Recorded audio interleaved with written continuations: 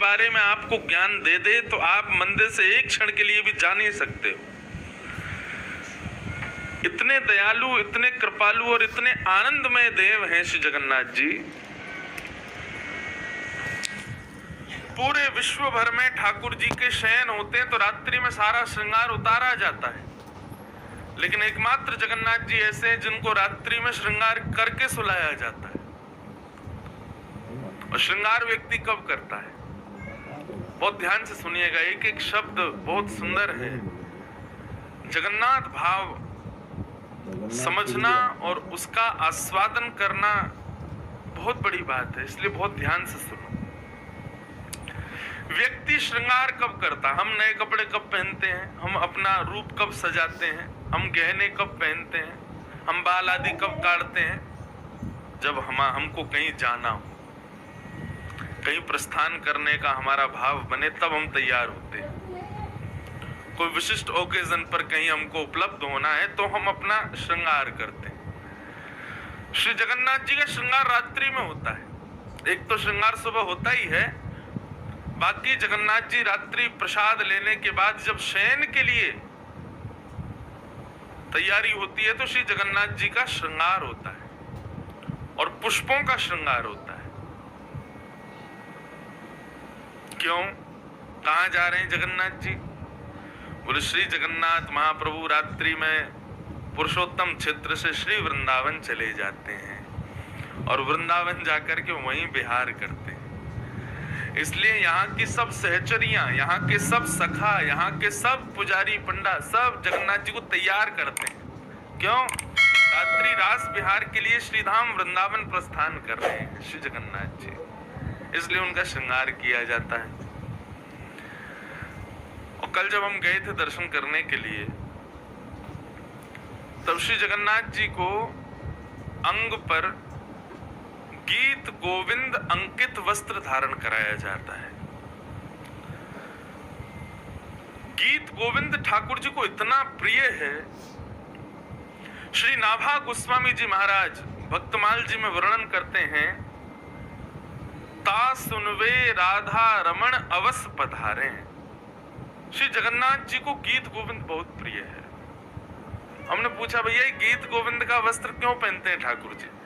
बोले ठाकुर जी अभी श्रृंगार करा के रास बिहार में जाने वाले हैं, लेकिन ठाकुर जी को रास बिहार से भी अति प्रिय है गीत गोविंद। यदि कोई भक्त अपने घर बैठ के गीत गोविंद का रात्रि में गान करेगा तो श्री जगन्नाथ जी रास बिहार में नहीं जाएंगे, उसके पास चले जाएंगे। इसलिए किशोरी जी ने प्रावधान रखा। अरे पूरी बात तो सुनो पहले। अब गीत गोविंद मैं अपने कमरे में बैठ के गा रहा हूं, लेकिन ठाकुर जी जगन्नाथ जी पुष्प श्रृंगार करके वृंदावन जाने को तैयार हैं और मैंने गीत गोविंद गा दिया, तो ठाकुर जी कहाँ आएंगे? यहीं आ जाएंगे, वहां नहीं जाएंगे। और वहां किशोरी जी और सब सखियां वृंदावन में इंतजार करती रह जाएंगी, जगन्नाथ जी आए नहीं। तो इसलिए किशोरी जी ने ऐसा प्रावधान रखा, ऐसा नियम बना दिया कि गीत गोविंद वस्त्र पर अंकित करके श्री जगन्नाथ जी को पहना दिया जाता। अब चाहे भले ही सैकड़ों भक्त काम है, जगन्नाथ जी अब नहीं जाएंगे, अब तो रास बिहार में ही जाएंगे। क्यों? गीत गोविंद हृदय से लगा हुआ है। गीत गोविंद पूरे अंग पर चर्चित हो चुका है। इसलिए रात में कहीं जगन्नाथ जी भागे नहीं, रात में कहीं किशोरी जी को छोड़ के नहीं चले जाएं, कहीं रास बिहार से नहीं चले जाएं, इसलिए गीत गोविंद पहनाया जाता है श्री जगन्नाथ जी को। अरे बड़े भाव हैं श्री जगन्नाथ जी के, कहां तक वर्णन करें।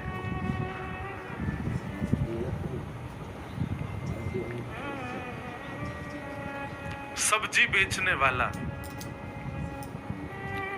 उसकी बेटी को उसने गीत गोविंद याद करा दिया। अब वो गीत गोविंद का पाठ कब करती थी? जब बैंगन तोड़ने के लिए वन में जाती थी, अपने बगीचे में बैंगन तोड़ने जाती, तब गीत गोविंद गाती।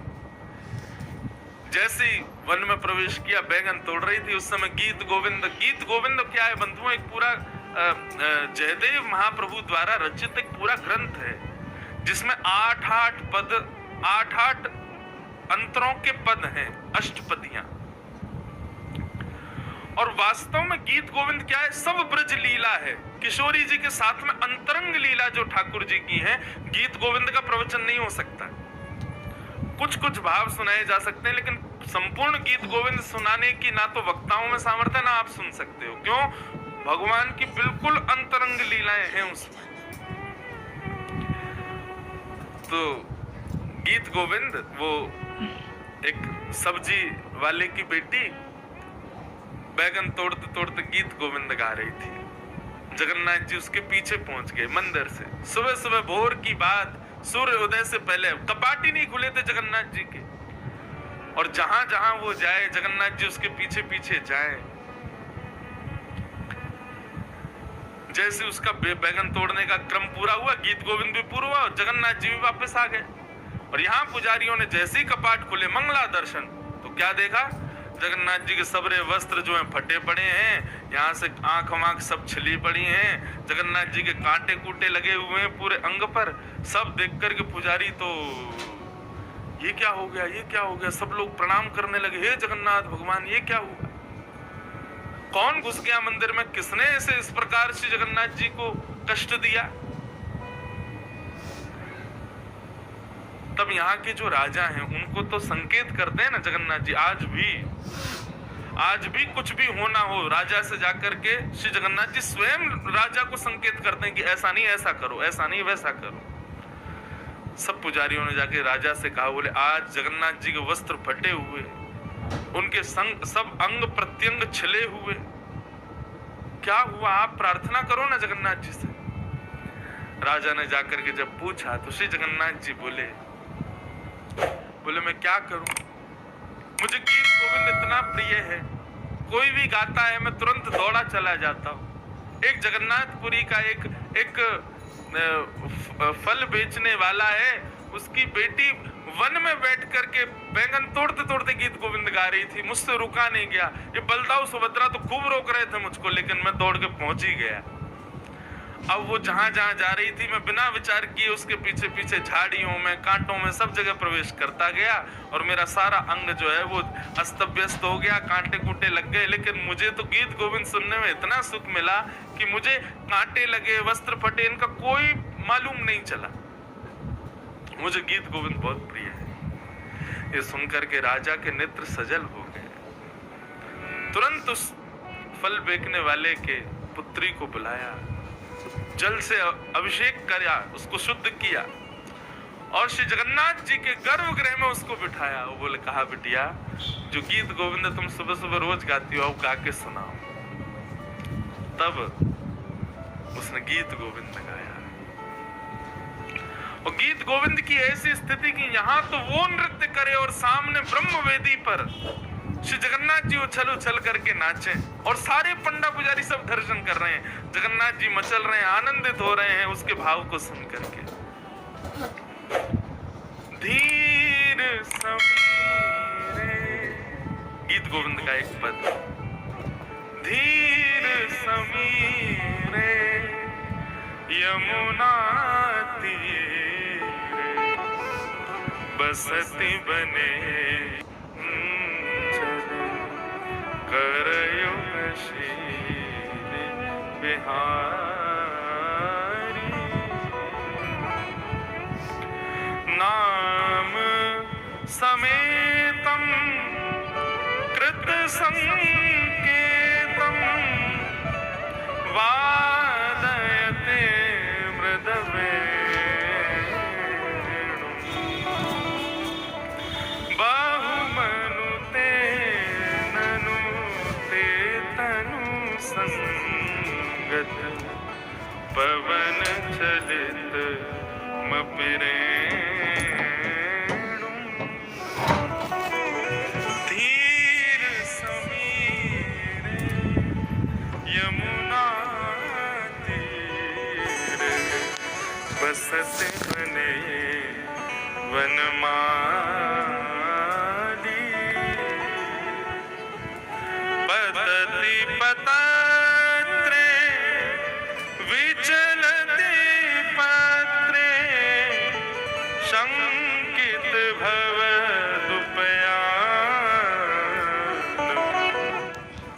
रचयति शयनम् सचकित नयनम् पश्यति तव पन्थ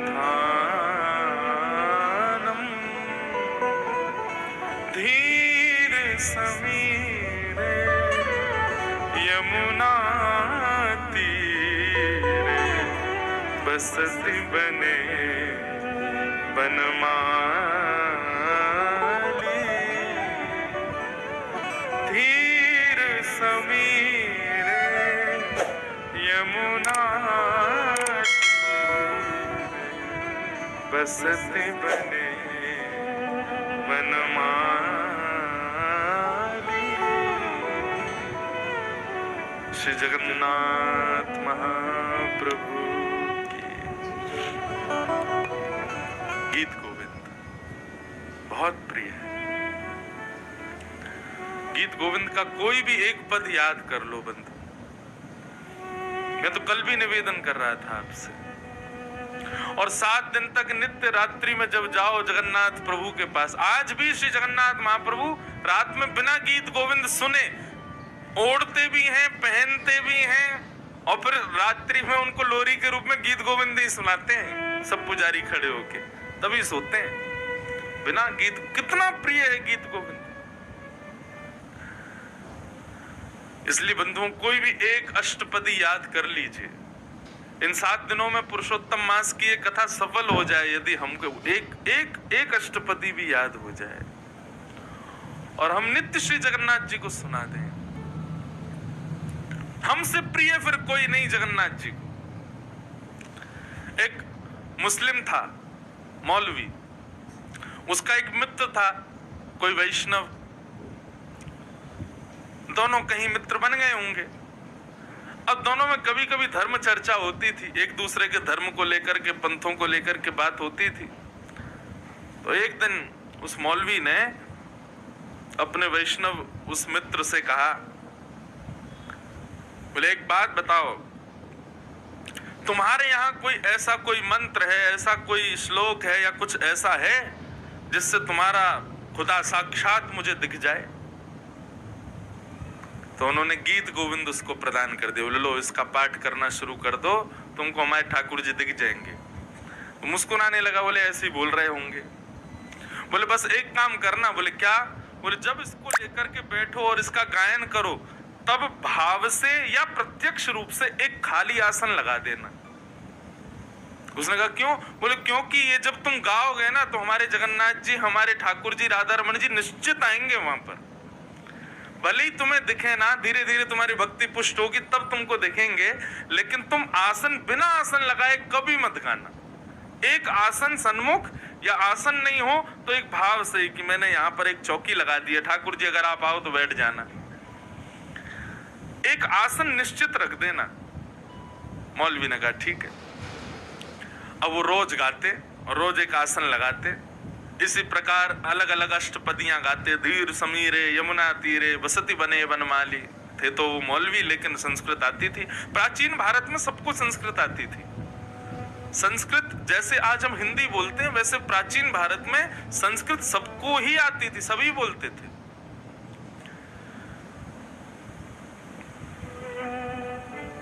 तो ऐसे वो रख करके गाते थे रोज।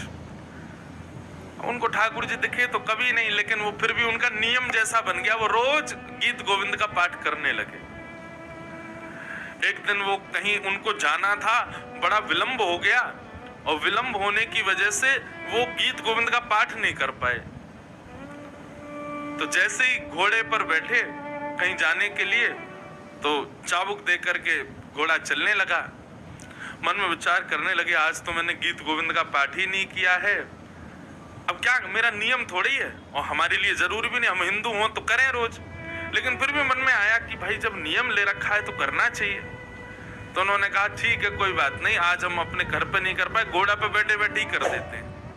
और घोड़ा चल रहा था, घोड़े की नाल की धुन पे ही उन्होंने गीत गोविंद गाना शुरू किया। और जैसे ही गीत गोविंद गाया, आसन तो रखा नहीं ठाकुर जी का। गीत गोविंद गाते गाते तभी क्या देखते हैं, एक नन्हा सा नीला नीला नीलमणि जैसा बालक वो उल्टा घोड़े के पीछे दौड़ रहा है, दोनों भुजाएं ऊपर करके, और वो साक्षात श्री राधा रमन लाल जी ही थे। वो घोड़े के आगे आगे दौड़ रहे थे गीत गोविंद सुनते हुए। जैसे ही परम सुंदर बालक का दर्शन किया, अपना घोड़ा रोका। और जब देखा बोले, अरे बालक, तुम ऐसे उल्टे दौड़ रहे हो, इतनी गति से उल्टे दौड़ रहे हो, कौन हो? बोले, क्या करें, दौड़े नहीं तो क्या करें, तुमने आसन ही नहीं लगाया आज हमारा। और ऐसा कहकर के वो अंतर ध्यान हो गए। तब से वो उसी भाव में उन्मुक्त हो गया, दौड़ करके अपने वैष्णव के पास गया। बोले, आज मैंने तुम्हारे ठाकुर को देखा। और जब उन्होंने पूरा वृत्तांत बताया तो वैष्णव भी रोने लगे, हृदय से लगा लिया। बोले, जय हो, गीत गोविंद की जय हो, जिसको सुनने के लिए ठाकुर जी इतने उतावले रहते। इसलिए भैया, इस कथा का साफल्य हो जाए यदि एक अष्टपदी भी हमको याद हो जाए, और रोज उसको पुष्ट करो, रोज उसको सिद्ध करो, जगन्नाथ जी को जाकर के सुनाओ। और फिर नित्य जब यहाँ से लौट के अपने घर जाएं तो एक नवीन आसन रोज अपने सन्मुख पधराओ, और उस आसन पर ऐसा भाव रखो, हे लाल जी पधारो, और फिर गीत गोविंद का पाठ करो। हम आपको प्रमाणित रूप से कह रहे हैं, निश्चित किसी ना किसी दिन अनुभव तो जगन्नाथ जी का निश्चित होगा कि वो पधारे, आए हैं, सुन रहे। इतना प्रिय है ये भाव। ऐसे महाप्रभु श्री जगन्नाथ जी को हम प्रणाम करते हैं, उनको बारंबार वंदन करते हैं।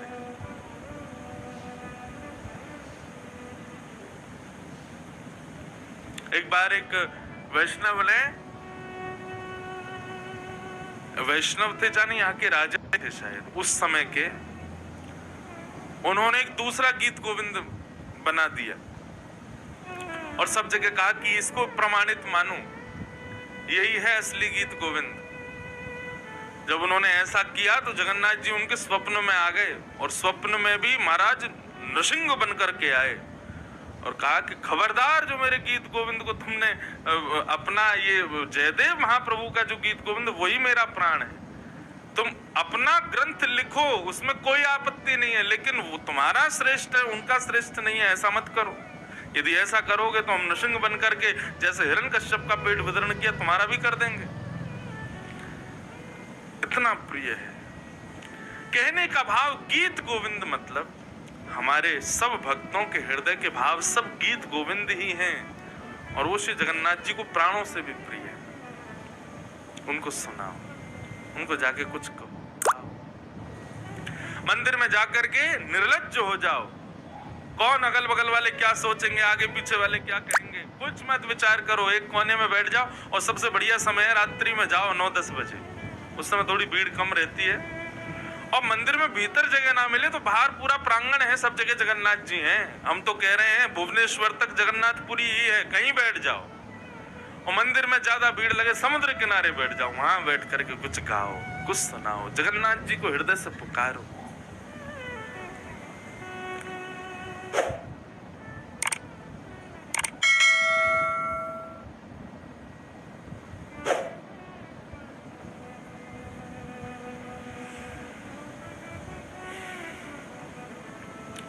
श्री जगन्नाथ महाप्रभु की। माधवदास जी जगन्नाथपुरी में विराजते थे, और ऐसा वर्णन आता है माधवदास जी के चरित्र में कि जब श्री